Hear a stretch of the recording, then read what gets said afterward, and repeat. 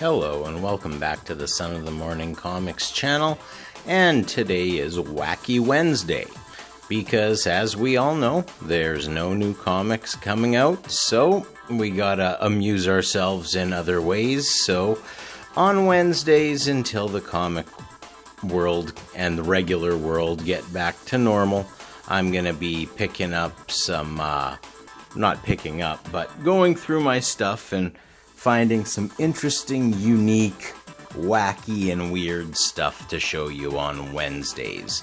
So before we get into this here, I'll just ask you to subscribe to the channel, like the video.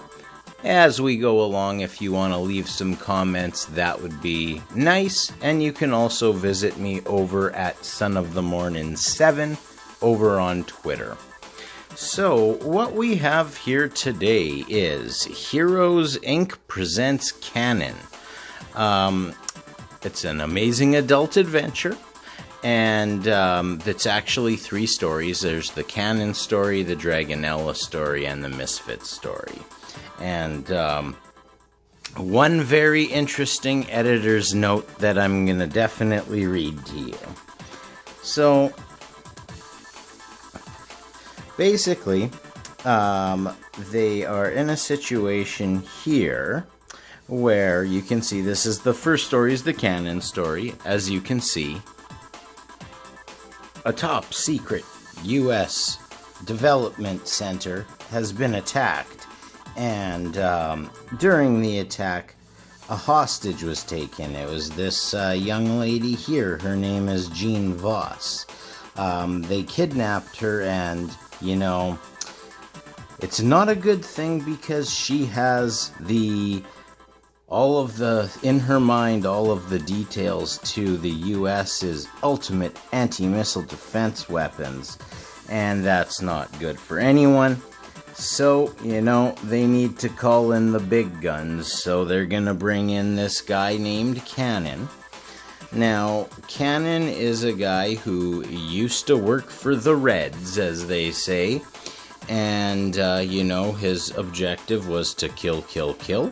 I suppose he was eventually abducted or taken over by the Americans, who managed to reverse his brainwashing to kill, kill, kill the other people. And he's very good at it, apparently.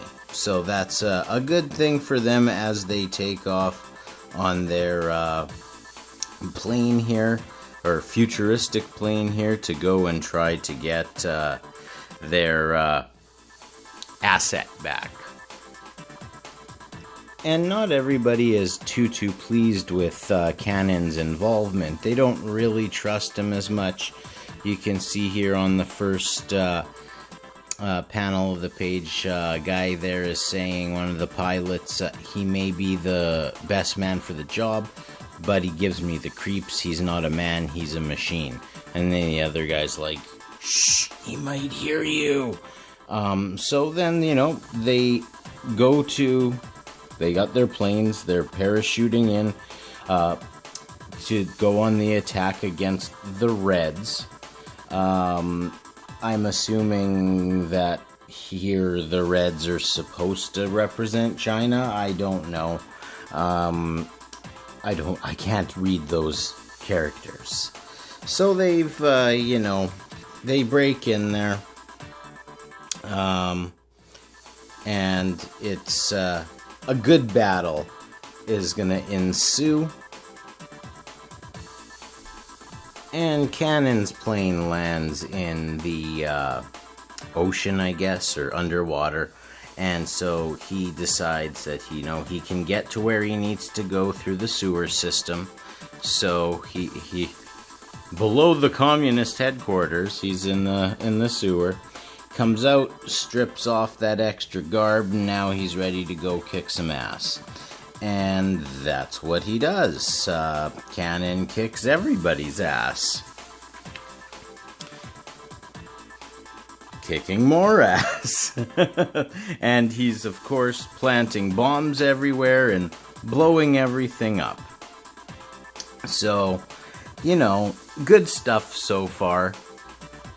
And so after laying waste to basically an entire military base, Cannon does find Jean Voss right here. You can see her, and I didn't mention this before, but he had orders to kill her. But Cannon is taking things into his own hands because, hey, it doesn't matter if they have that information if he's killed every single person on the base and blows up the base entirely. So that's what he does. And, you know, you can see, boom. So here we can see that, like, you know, Cannon's trying to get her off the island before he goes back to make sure that he wipes out everyone on the island if he can. Can't let the information leave here. So he shoots her off into the sky. Luckily, she is recovered by the good guys. And so then Cannon sort of goes after to finish off everybody. This one I find a little bit funny here too, like why is Cannon bigger than the tank? But hey, that's besides the point. Alright, so just more carnage, more destruction, and then as a final ending to it, he decides to just drop a nuke on the island. Cannon has done his job. And of course, Cannon has made a new friend. And of course, you know, the government people are all super excited that they have this ultimate weapon who took out an entire island base full of communist bad guys out all by himself. And of course, you know, like I said, she's very grateful, but Cannon, he has to make his report. Always business first for Cannon. So I'm not going to pretend like I know a lot about Cannon. I don't even know what company produced this comic, to be completely honest with you. I know it was done by Wally and Steve Ditko, but that's about it. But in terms of superheroes go, I liked the fact that there's just this guy who, his method of dealing with everything is just to kill everybody. It's kind of like a pre-Frank Castle character almost, where this guy just doesn't care how many people he kills, and that's all right, I suppose. So we'll move into the second story here. The second story is called The Misfits. In The Misfits, it's a very strange science fiction sort of story where all of a sudden another planet has found itself in our solar system, and this is not a good thing, and obviously the people on Earth are a little bit worried about this. So they send out a team to investigate. Their ship, one of their ships, is blown up real quick, and you can see a flying saucer type alien craft about to land on the near Earth's moon base, because this is the future, of course. And you know, he gets out, and I love the comment here. A man just emerged from the ship. Hey, it's a white man. His friend responds, well, that's a good sign anyway. Try to talk to him, maybe they're friendly. Because it's another white man, and then the other guy's like, no, he's actually, like, all white. So, you know, yeah. Things were different in 1969, I suppose. So, it is what it is. And so here, I don't know exactly what the situation is, but this lady here in Chicago, or they call it New Chicago, has attempted to steal a whole bunch of money, but passed out in the process, doesn't remember anything, and she is, of course, put into detention because she's, you know, not exactly, you know, doing great right now. Next, we're introduced to this little guy. His name is Shag. He's a telepath. She notes here, it's as though someone were trying to enter my mind. And then another guy says, don't be afraid, it's only Shag. So, you know, he can read her mind. And he tells her that he's a telepath. He says, yes, that and more. I do not know what else is in... Oh, no, she's a telepath, too. Sorry. Yes, that and more. I do not know what else is going on in your mind, but you have something I sense as a wild talent. And so, all of a sudden, there's a condition read. There's trouble on level 7. And so, Shag tells her it's time to go. You know, they gotta go and get Glom, who's a mutant, break him loose, and then Glom has been trying to escape and break loose. It's the perfect time for them to escape. So they make a run for it, and they're doing well, and then Glom crashes through the door, or through the wall.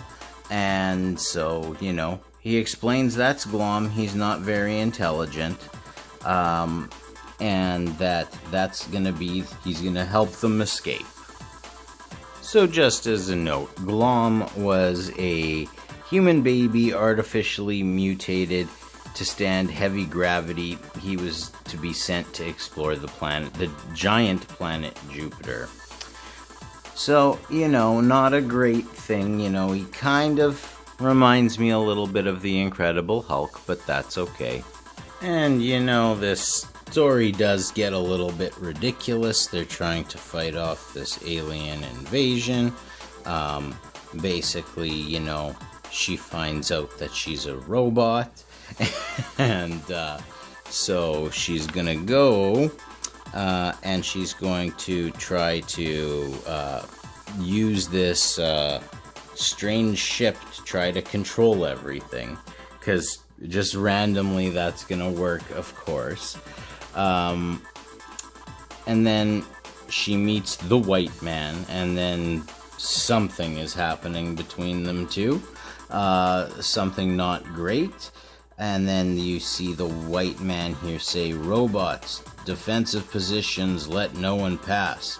But here you can say he's saying can't move. Maestra must have done it. Come Glom, hurry.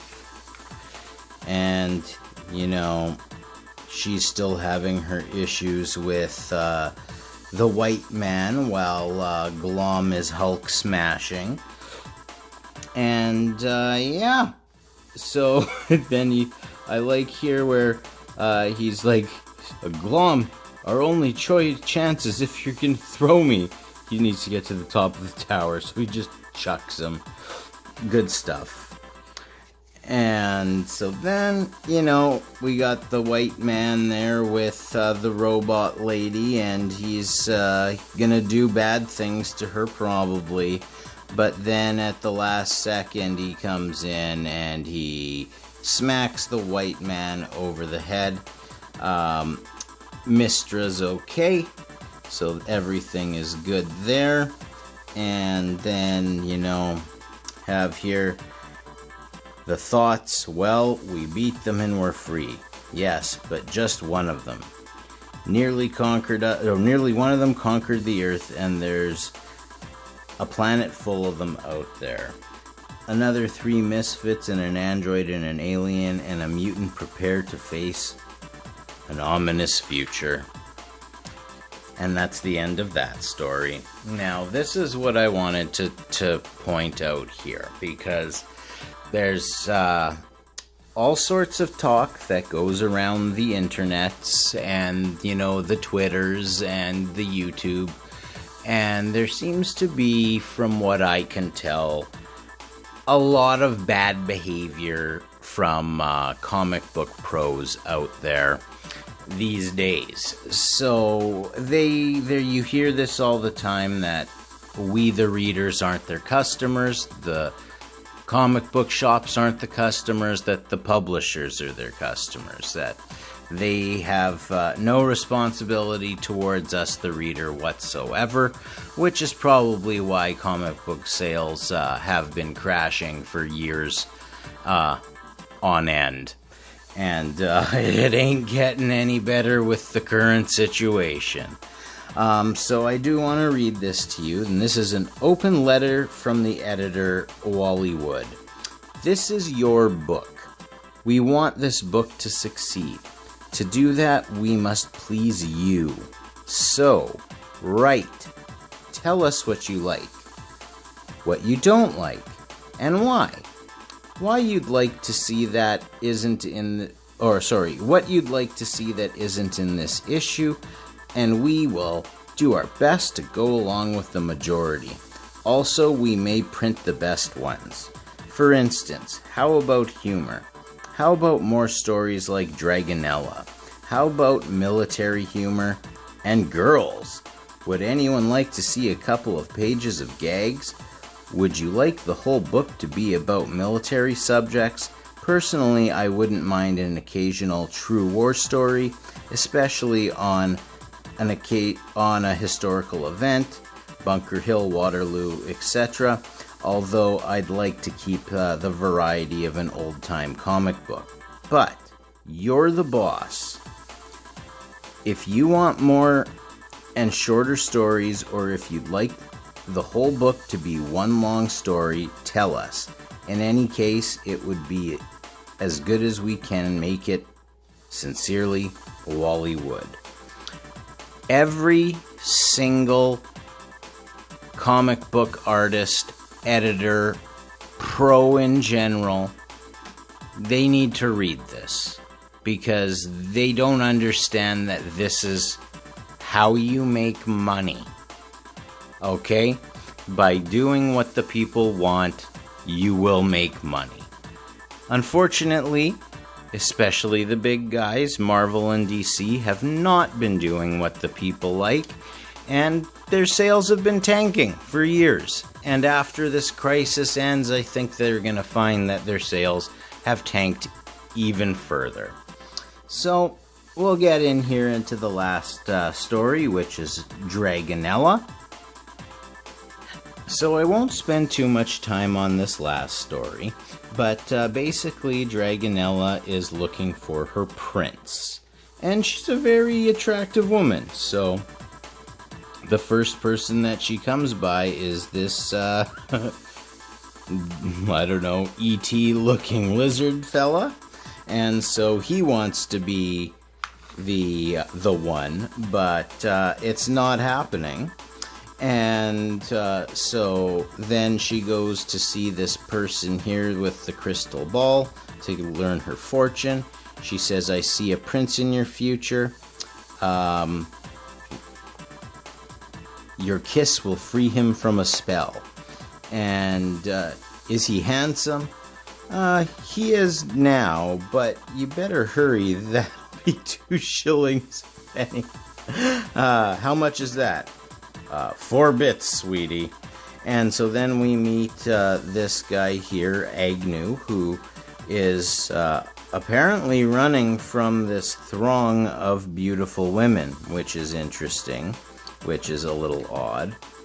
And then we get another picture here of Dragonella,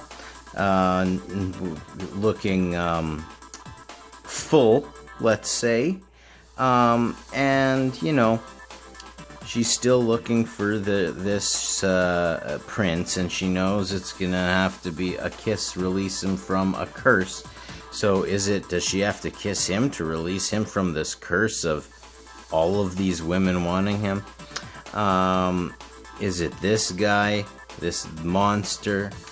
You know, so, you know, she's thinking probably not, but she'll give it a shot anyway.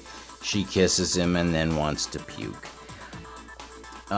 here comes Agnew. He comes over there and he thinks that he's the one to do it, but that doesn't work out very well for him either. It is what it is, right? So then we got this guy here, and she's sort of trying to figure out what the hell's going on already. We got this big battle going on over here. Ultimately, the battle is won, but it's not all that important. As you can see here, she says, "Good night, sweetie prince." And this guy here says, "Hey, listen, what's that?" And he says, no, I can't face this." And then here come the throng of women again after him. So obviously, as she says, "I was just wondering, wouldn't it be funny if you were my prince?" And so then she kisses him, wants to gag again, but then realizes that they need to continue the quest, and she must find her prince and marry him and live happily ever after. And that he just says, "Just prove she'd do anything to make me jealous." So like I said, this is a very odd book here for our first Wacky Wednesday, but it did have a really good message in there. Also, we got some, industry legends like Wally and Steve Ditko working on this book. So, it's Wacky Wednesday, and that was definitely wacky. So, thank you for joining me here on the Son of the Morning Comics channel, and we'll talk to you on the next video.